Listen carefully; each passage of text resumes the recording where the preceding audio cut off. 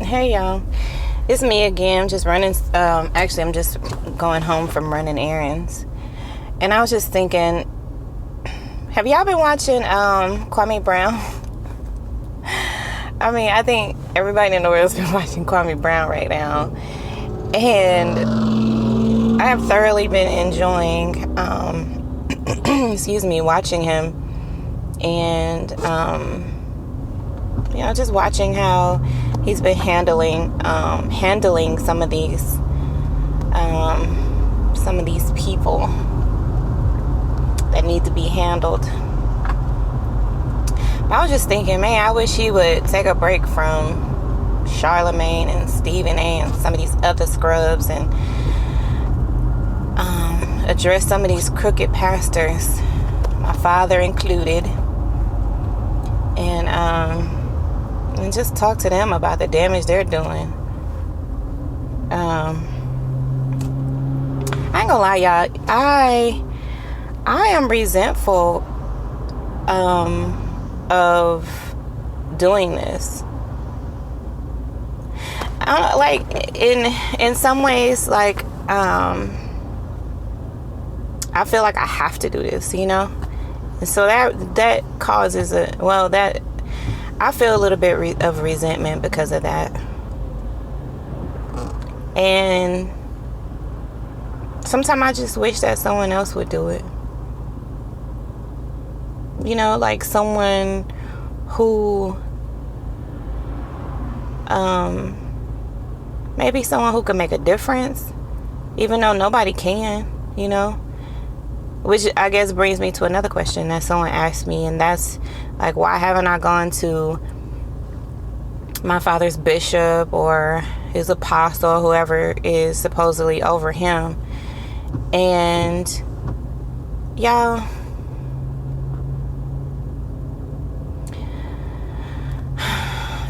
another topic that I'm going to eventually talk about is nepotism in ministry. And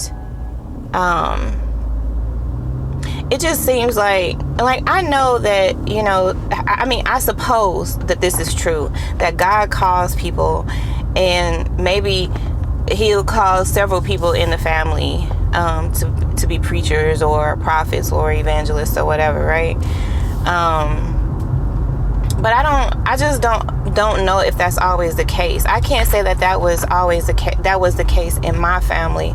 Like, for instance, I feel like there is a purpose for me in ministry, but I don't feel called to preach. And I only know like one of my brothers who feels like he's called to preach, and there's 5 of us. But like other family members, like, for instance, Dietrich Hatton's family, which is, my first cousin. So his mom and my father are brother and sister. Like, their family, like, most of them are in ministry. They're preachers, they're gospel artists. Then we have like other family members, like, even for instance, my father's the bishop over my father's church is my father's brother. So that's my uncle. And so most of his kids are in ministry as well. So like I understand how my father could feel like, feel that pressure to have all of his kids in ministry, but I just don't feel called to do the same thing. I don't feel called to preach, and neither does, most of my siblings. So I don't really know, if that calling is a generational thing, is a family thing, because that's how it ends up turning out. But see, what makes it difficult for people who have grievances is like, okay, how am I supposed to really feel comfortable? And I know, like, okay, how am I supposed to really feel comfortable going to my father's brother to talk about the issues that my father that we're having with my father, right? Okay, on one hand, you can say, well, because he has that close relationship, he should be able to reach my father in a different way than maybe someone else who is not related, right? But that's not how it works when you're dealing with a narcissist. my father is a narcissist, and to deal with a narcissist, like, no one can tell him what to do. And when I first first started this journey, when I first started to realize my father's pathology, if you will, I just, I had several thoughts about the bishop, my uncle. And I was thinking, okay, like, is he not seeing what I'm seeing? He's the bishop, right? So, like, that role should come with more discernment, more knowledge, more wisdom, more insight into the people who are under him, the people who are in leadership under him. So that was one thing.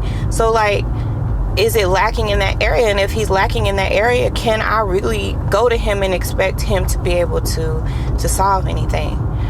And then on the other hand, I was thinking, he definitely knows, a lot of the stuff that was going on. I can recall sometimes that he was there when issues were happening, and he may not be fully aware. Obviously, he's not fully aware, but he's well aware of the issues that we were having, and there's been no change. So then my question is he even trying to handle anything? The things that he's seen that has happened?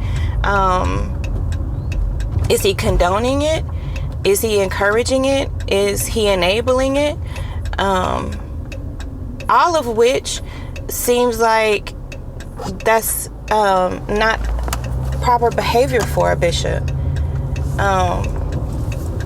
And so if I just took that role of, of going to him, okay, because he's the bishop, I just really don't feel like it would be beneficial.